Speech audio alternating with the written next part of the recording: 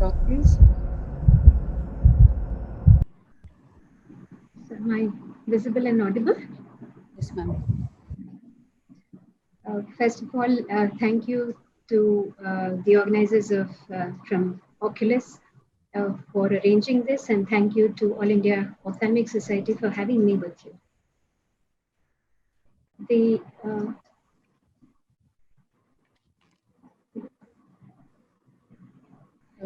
Ma'am, can we put it on slideshow? yes, I think. Yes.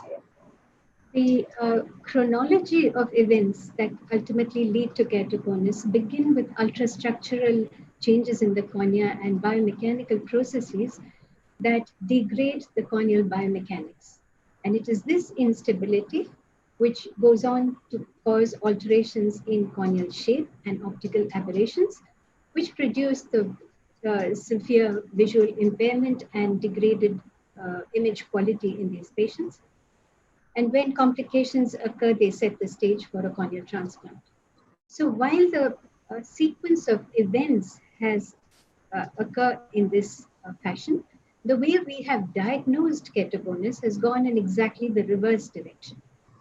Initially, it was only restricted to a slit lamp examination, waiting for patients' refraction and symptoms, until topographers and aberrometers allowed us to begin to diagnose them at the preclinical stage. It's only in the recent years that we have access to taking a peek into where the story actually began. The terms that are used to describe material properties can be very confusing. But the one that bears the greatest relevance for ocular tissue is probably elasticity. And with specific reference to the cornea, it takes a little twist and introduces some other parameters of viscosity. The biomechanical properties reflect the histology of the tissue. So it is the collagen fibers which give it the elasticity and strength. The differential distribution and orientation of these fibrils explains the anisometry. The ground substance gives it the viscosity, and the variegated components of the stroma give it a heterogeneity. But there is a third element which is often not referred to, often not spoken about, but which has an important and complicated influence on corneal biomechanics, and that is hydration of the stroma. So corneal biomechanics cannot be described in any one word, nor can it be measured in any one fashion. In fact, there are many ways of measuring corneal biomechanical properties, depending on the nature and the direction of the stress and the strain. And in a tissue like the cornea, which has uniquely non-linear biomechanics, you have additional modulus like the tangent modulus and the secant modulus which come into play. And I'll be referring to the tangent modulus subsequently.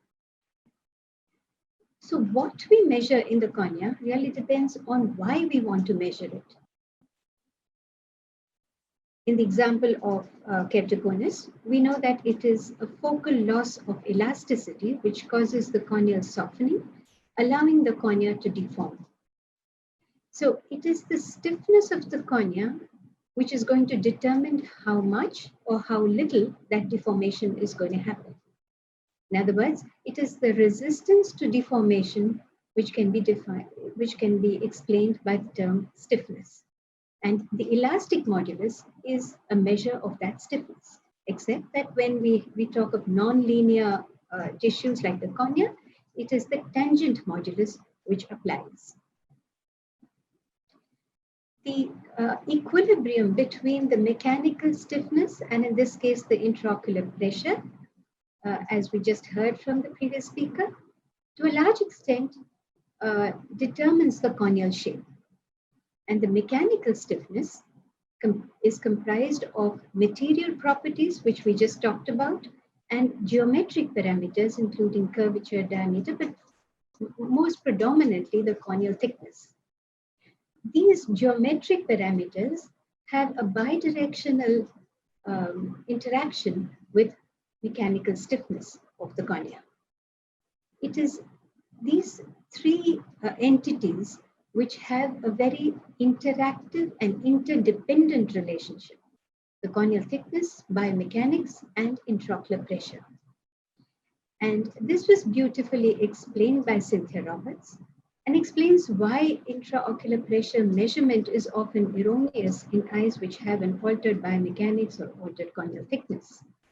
The relationship in particular between biomechanics and intraocular pressure is almost inseparable. So while the effect of these three entities has a compounding effect on the ultimate corneal behavior, they also have a confounding effect on the measurement. And this has been the biggest stumbling block in corneal biomechanics. How to separate one from the other, because each not only influences the other, but also affects the measurement of the other.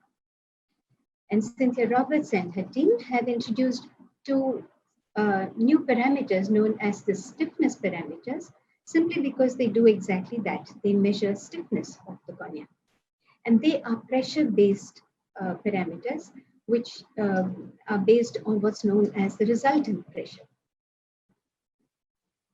We happened to do a study which confirmed that the stiffness parameter A1, which is the stiffness parameter at the first applanation, has a very high predictive accuracy in being able to differentiate normal eyes from ketogonic eyes. However, it does still retain that strong correlation both with intraocular pressure and corneal thickness. So, the same study, we also looked at the other individual dynamic corneal response parameters, as well as the combined and the newer parameters like the CBI and the TBI. And in summary, what we found was that the TBI had the weakest relationship with corneal thickness and biomechanical IOP, which makes it the most robust of all these parameters to be able to distinguish normal from abnormal eyes. The important finding that we had was that our study validated the claim that the biomechanic intraocular pressure, in fact, does not correlate with CCT. And this was the very purpose of developing the BIOP. The next logical step was continued by Professor Elshik Ahmed, who was primarily responsible for the BIOP. When they, after having separated corneal thickness from intraocular pressure, we now needed a biomechanical parameter which is separated from intraocular pressure and corneal thickness. And they used the same finite element analysis with the numerical models to simulate both the intraocular pressure and the air path pressure of the corpus, and fed in a whole spectrum of topographies and thickness profiles and corneal responses to come up with an algorithm which would be able to predict the corneal behavior, and validated that against a clinical data set as well as ex vivo measurements that they had done. So it generated these stress strain curves which correlated with age. And they found that the SSI, the stress strain index, for patients with the age of 50 was 1. So using that as the reference point, the SSIs, which the curves which swung to the left had an SSI of greater than 1 and represented stiffer corneas, while the curves that shifted to the right had an SSI of less than 1 and represented softer corneas. But importantly, it had a direct relationship with the tangent modulus. So the stress strain index then is a true biomechanical parameter, not an indirect one. It is a true measure of material stiffness. And most importantly, it established a separate independence from intraocular pressure and corneal thickness. And here lies its biggest advantage. It does correlate with age, and the studies that were done earlier had it validated both in a clinical scenario as well as in ex vivo cadaver. Let me show you with a few examples how we have found it useful in our clinics. First, just to show you how it is in consonance with what we are already using or generally referred to define progression. Although there is no specific validated definition of progression, we generally rely on refractive stability. We look at the anterior tangential difference maps, the posterior elevation, changes in pachymetry, and the ABCD. Now we found that the SSI also shows is in consonance with all that we are already using. And here was a pediatric patient whom we saw 4 months after the baseline. And the difference map seemed to suggest that there is a little whiff of a progression. Although there was no change in the pachymetry, there's hardly a 1.2 diopter increase right in the center, just a touch of it perhaps, but not very convincing.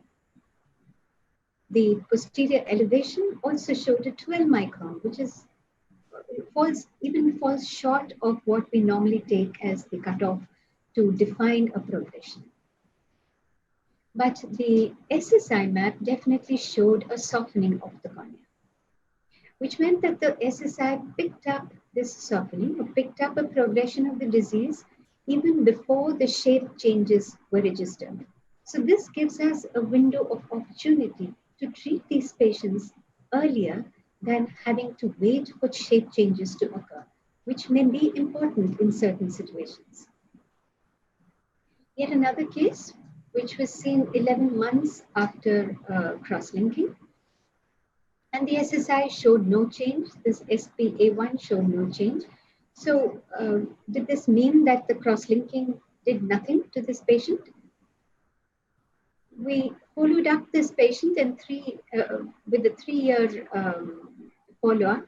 The SSI showed a definite softening, which suggested that this was a case of failure of the cross-linking. The apparent contradiction of this stiffness parameter showing a stiffer cornea is because the intraocular pressure was higher.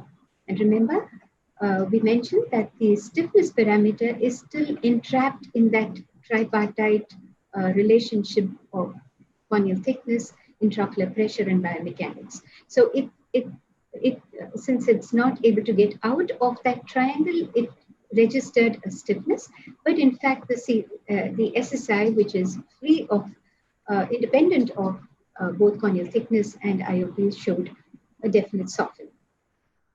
And just another case where we saw this patient 2 months after a cross-linking, and the difference map had this little area of steepening in the anterior curvature maps, which was suggestive of possibly a failure again of the cross-linking, or perhaps it was just an epithelial hyperplasia. The SSI, however, was very reassuring when it showed a definite stiffening of the cornea. And this was confirmed when the patient came back 7 months later, and that little patch of hyperplasia, a little patch of steepening on the cornea had now regressed and had flattened out. So in hindsight, it was indeed an epithelial hyperplasia and not a failure of treatment. So the SSI does have several advantages. It is a non-invasive measurement of a true biomechanical parameter, but its primary advantage is that it is independent of intraocular pressure and geometric parameters. It is not affected by contact lens wear, so you don't need to tell the patient to stop contact lenses 2 weeks before they come. And unlike the other pentagram parameters, the tomographic parameters, including the TBI and BAD-T, the SSI is applicable even to eyes post corneal surgery, again because it is independent of corneal geometric changes. However, it is important to remember that it was not meant to be a diagnostic tool, And its applications are restricted to the disease model that was used. And this is true of any algorithm that is created from finite element analysis. So for instance, the SSI, which was created from parameters of keratoconus, would not apply perhaps to a pellucid marginal degeneration, for instance. It also does not map the location of the disease. It is a global response, just like the corpus is. But I suspect that that is where the future is heading towards. So as you could make out from the few examples that I gave, the clinical applications include the ability to track a progression of ectasias and allow the patient to enjoy a timely intervention, which may be important, especially in pediatric cases and cases where the corneal thickness is again borderline. It allows us to monitor the response to cross-linking and to detect a failure of cross-linking even before shape changes occur. And it's able to distinguish biomechanical changes from topographic artifacts, like we just saw in that patient with epithelial hyperplasia. It might allow an early detection of iatrogenic ectasia if we follow our patients who've had refractive surgery. And in centers where orthokeratology is practiced, I suspect it will have a very useful input as well. Thank you very much. And thank you again to AIOS and to Oculus for having me on this webinar, which I truly enjoy. Thank you.